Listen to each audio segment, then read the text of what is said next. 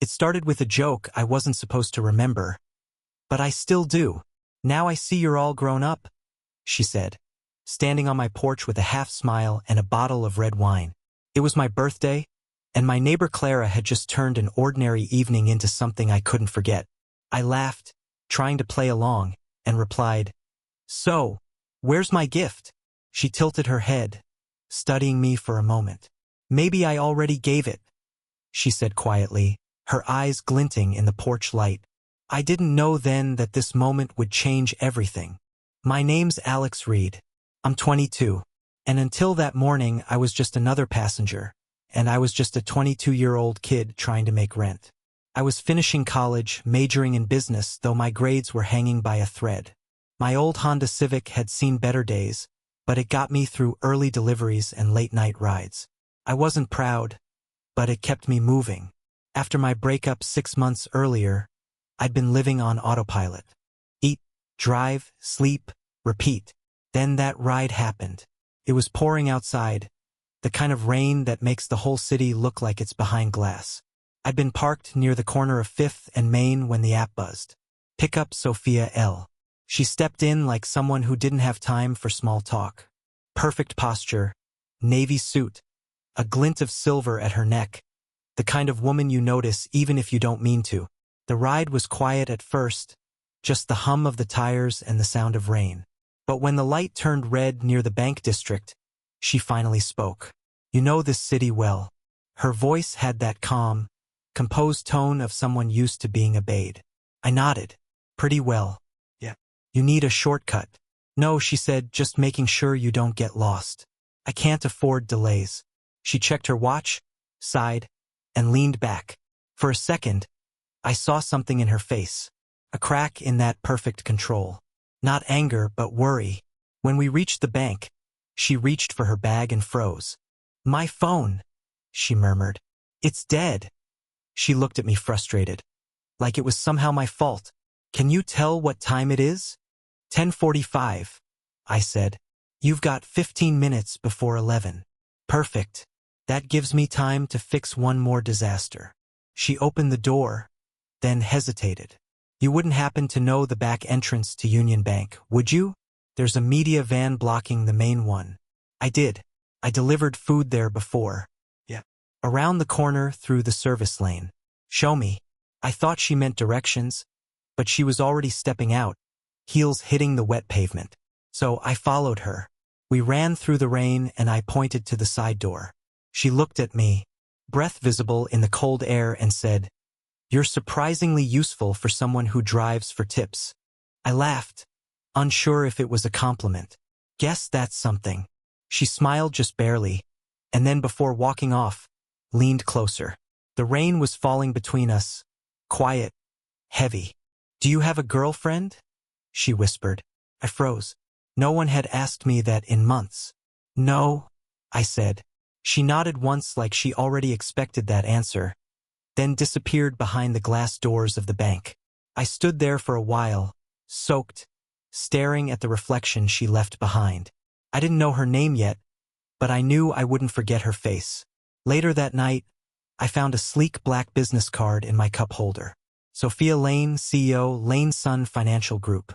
My hands actually trembled holding it. I laughed to myself thinking, right, Alex, she's way out of your league, but I couldn't help it. I wanted to see her again. Maybe it was the way she said it. That quiet, curious whisper. "Do you have a girlfriend?" It didn't sound like flirting. It sounded like a test. And part of me already knew. I just failed it. A week passed, but I couldn't get her out of my head. Every time my phone buzzed with a new ride request, part of me hoped it would be her again. Of course, it never was. People came and went.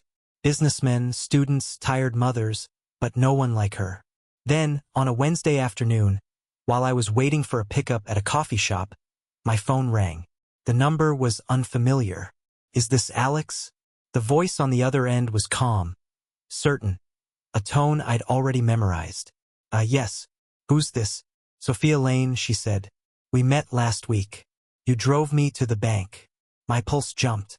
I sat up straighter, as if she could see me through the line. "Yeah, I remember. Did I leave something?" Actually, I think I left something. A small silver flash drive. It might have fallen under your seat. Could you check? I glanced at the passenger seat, my heart racing for no reason that made sense. Hold on. I bent down and brushed my hand beneath the seat. Nothing. Then in the back, I felt something cold and metallic. Got it. Good, she said after a short pause. Would you be able to bring it to my office? I'll pay you for your time. No need, I replied quickly. I'm nearby anyway. She gave me the address. A sleek glass tower downtown. My stomach tightened as I parked in front of the building. The lobby looked like something out of a movie. Marble floors, golden elevators, and a receptionist who could have been a model. I told her I was there to see Mississippi Lane. A few minutes later, Sophia stepped out of the elevator. She was wearing a gray pencil skirt and a soft cream blouse, her hair tied neatly. She smiled faintly when she saw me. You're punctual, she said. That's rare. You said it was important, I replied, handing her the flash drive. She looked at it for a moment, then at me. You have no idea how important. She gestured toward her office. Come in for a moment. I followed her into a corner room with a panoramic view of the city. The air smelled like coffee and perfume. Clean, elegant, expensive. She placed the drive on her desk, then turned toward me. You said you're a student? Yeah, business major. I drive part-time. Interesting, she murmured, crossing her arms. How do you feel about temporary work? Depends what kind. She walked closer, her heels clicking softly. I need someone reliable for a week. My driver's out sick, and I can't afford chaos right now. You handled yourself well the other day. You're discreet, punctual, and apparently immune to intimidation. I swallowed. So, you want me to be your driver? Driver, assistant, whatever the situation requires. Her tone was light, but her eyes, sharp and unreadable, studied my face. You'll be compensated fairly. Okay, I said before my brain caught up with my mouth. Good, she said, smiling slightly. We start tomorrow. Be here at 7 o'clock. The next morning I arrived early.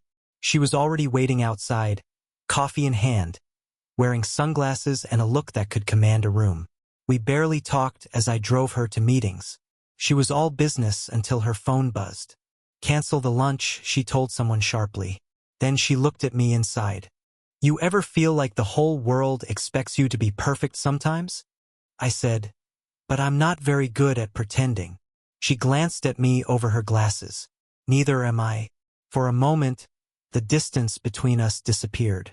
Later that day, during a long drive back from a client's office, she relaxed into the seat, staring out the window. You remind me of someone, she said quietly. Who? Someone who used to believe people were good. I didn't know what to say, so I just kept driving. The silence wasn't awkward. It was honest. When I stopped in front of her building, she lingered for a second before opening the door. Thank you, Alex. Her voice was softer now. For what? For not talking too much. She stepped out, but before the door closed, she leaned in slightly. Same time tomorrow, and her lips curved just a little. Try not to fall in love with your boss. I laughed nervously, but she was already walking away. The door clicked shut and I sat there staring through the windshield, realizing that warning had come a little too late. By the end of the week, everyone in her office already knew my name. Not because I was special, but because I wasn't supposed to be there. I could feel their eyes every time I walked past the glass hallways, carrying her coffee or laptop bag. Some of them smiled politely, others whispered, but no one was as direct as Jordan. She was Sophia's deputy, mid-30s, sharp jawline, and the kind of voice that could cut through steel. On my third morning, she stopped me outside the elevator. You're the new driver? Something like that, I said. She tilted her head. A smile that wasn't a smile, right? Sophia's temporary driver. Her tone made the word sound poisonous. Just so you know, she doesn't keep people around for long. Good to know, I said and stepped in, pretending it didn't bother me.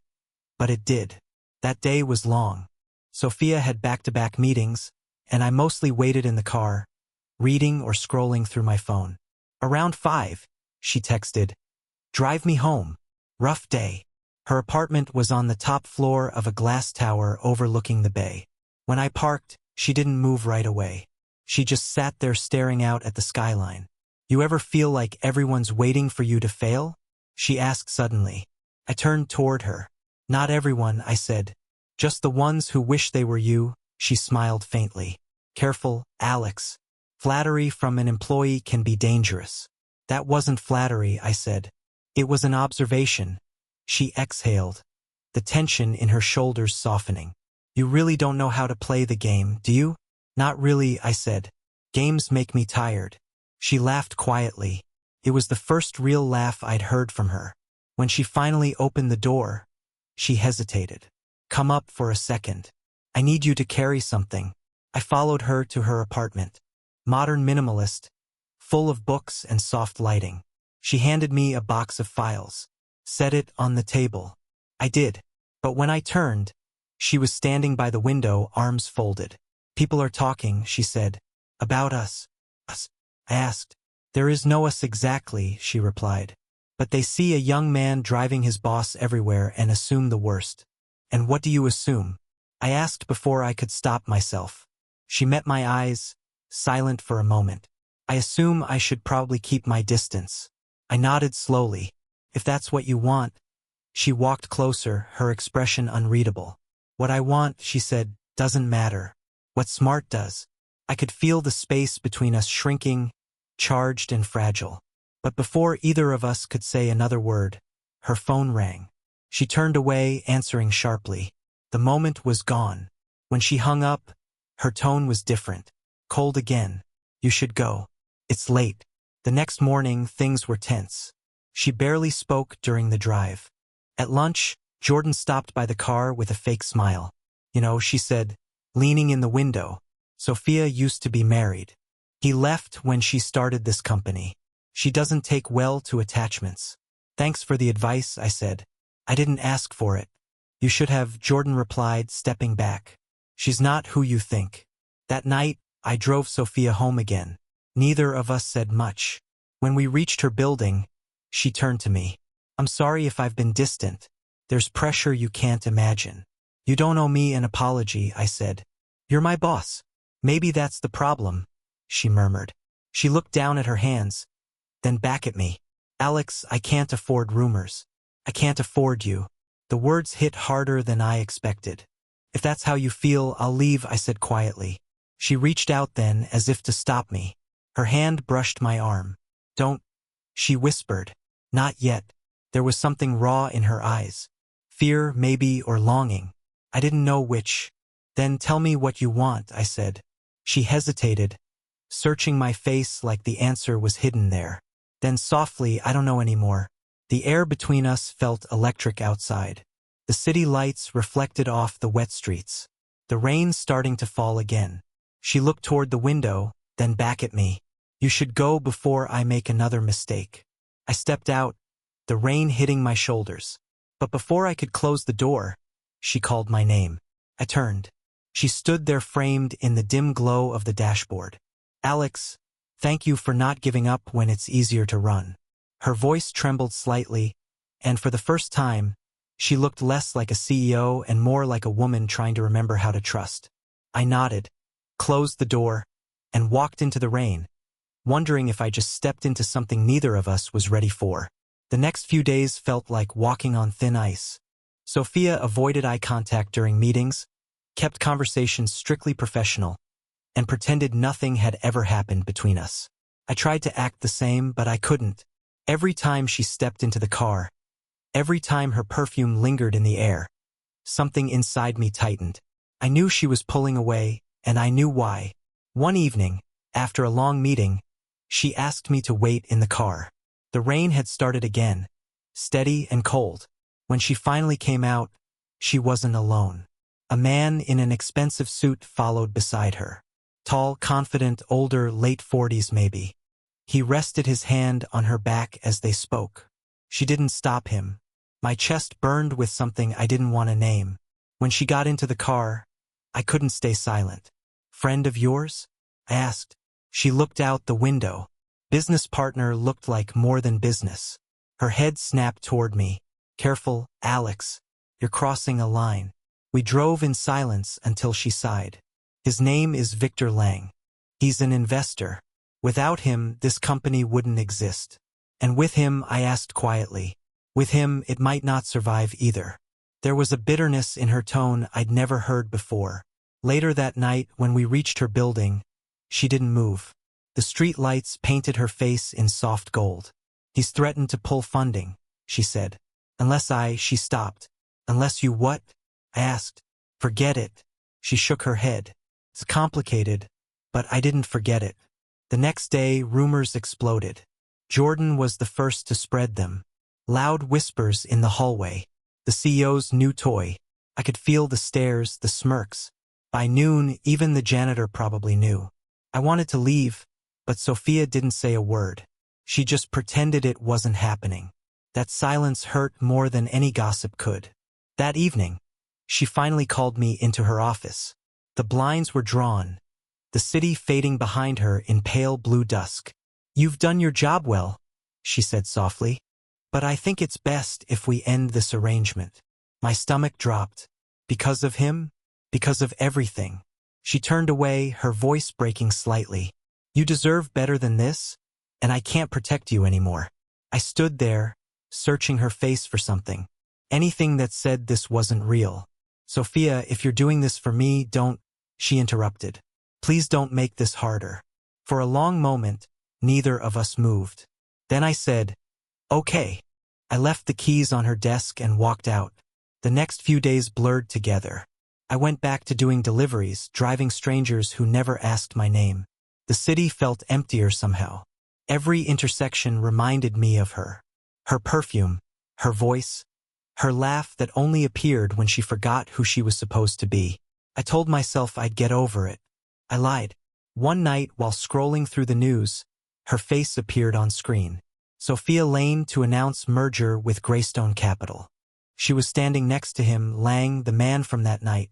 She smiled for the cameras, but it didn't reach her eyes. Something inside me snapped. I couldn't watch her become someone else's pawn. The next morning, I drove to the office building. Security didn't let me in, but Ryan, my old friend from college who worked in IT, did. Courage, he whispered. You can't just walk in there. I'm not leaving until I see her, I said. He hesitated, then handed me a flash drive. You didn't get this from me. Lang's been moving company funds into offshore accounts. If she signs that merger, she's finished. My heart pounded as I stared at the drive. How do you know this is real? Because I traced it myself. She needs to see it. That night, I waited outside her building. When she finally appeared, exhausted and beautiful under the flickering street light, I stepped forward. We need to talk. She froze. Alex, you shouldn't be here. Neither should you, I said, holding out the flash drive. Lang's setting you up. Her expression changed from shock to fear. What is this proof? He's stealing from you. If you sign that deal, you'll take the fall. She stared at me, her voice trembling. Why are you doing this? Because you once told me you can't afford me, I said quietly. Maybe you can't, but I can't afford to watch you lose everything. For the first time in weeks, she smiled. A small broken smile that reached her eyes. You have no idea what you've just started, she whispered. Maybe not, I said. But I'm not walking away again. The wind picked up, rain starting to fall in silver lines between us. She stepped closer, her voice barely audible. Then don't. And in that moment, under the storm, the world seemed to pause. The city, the noise, everything, just her and me. And the quiet promise that this fight was only beginning. The night before the merger, Sophia didn't sleep. Neither did I. She called me just after midnight, her voice low, almost shaking. Come to the office, she said. Now, when I arrived, the building was dark, except for her corner office. She stood by the window, barefoot, still in her work clothes, holding the flash drive I'd given her. It's true, she whispered. Everything, the offshore accounts, the fake invoices. He's been using me to clean his money. She turned toward me, eyes bright with anger and exhaustion. I built this company from nothing, Alex, and I almost gave it to him. I wanted to tell her it wasn't her fault, but she wasn't looking for comfort. She was planning her next move tomorrow. She said, "He's expecting me to sign, but instead he's going to get exposed." The next morning, the boardroom was full. Cameras, investors, reporters, all waiting for a clean press moment. Lang was there, confident as ever, standing too close to her, smiling like a man who already owned everything. I stayed in the hallway, pretending to fix something on my phone, but my heart was pounding like I was part of the show. Sophia began her speech, calm, poised, every word controlled. "Greystone Capital has been a valued partner," she said, "but transparency matters more than profit." Lang frowned, confused. Then she plugged the flash drive into the projector. Numbers filled the screen. Offshore accounts, wire transfers, his signature on every document. The room went silent. Lang lunged toward her, whispering furiously, "You don't know what you're doing." "I know exactly what I'm doing," she said loud enough for everyone to hear. Security moved in as the reporters shouted questions. I stepped forward, ready in case things went bad. But she didn't need me. She stood her ground, calm, fearless, free. By evening, the news had already broken. CEO exposes corruption inside her own company. Lang was under investigation, and Sophia had resigned. When I found her outside the building, the sun was setting, turning the glass towers gold. She looked tired but lighter, as if a weight she'd carried for years had finally fallen away. "It's over," she said softly. "At least this part." "So what happens now?" I asked. "I start over," she said from nothing again, "but this time on my terms." She smiled faintly, then looked at me. "You were right. I couldn't afford you." I smiled back. "Guess I'm expensive." For a moment, neither of us spoke. The city hummed around us, distant and alive. Then she said almost shyly, "You know, there's something unfinished between us." "Yeah," I asked. "What's that?" She took a step closer, the wind catching her hair. "That question I asked you the first day." Her voice dropped to a whisper. "Do you have a girlfriend?" I laughed softly. "Not anymore." She smiled, the kind of smile that said she'd been waiting for that answer. "Good," she whispered, "because I'm terrible at sharing." We both laughed quietly, almost in disbelief. It didn't feel like a fairy tale. Felt real. Two people standing in the aftermath of something heavy, trying to breathe again. She reached out, brushed her fingers against my hand. "You know, Alex," she said, "you could have walked away. Most would have." "I tried," I said. "Didn't work." We stood there for a while, just watching the lights flicker on across the skyline. She leaned against me, and for the first time since I met her, she seemed completely at peace. Weeks later, I'd see her again, not as the CEO in heels, but as a woman in jeans and a gray sweater, laughing over coffee at a small cafe by the bay. No boardroom, no titles, no fear, just us. Sometimes I think back to that first day in the rain. The way she'd looked at me through the rearview mirror and asked that impossible question, "Do you have a girlfriend?" It had sounded like small talk, but it wasn't. It was the start of everything. Now, when it rains, I still drive past that same bank. The city looks the same, but I don't, because sometimes love doesn't start with fireworks or destiny. It starts with a whisper, a question, and a woman you never meant to fall for sitting quietly in the back seat of your car.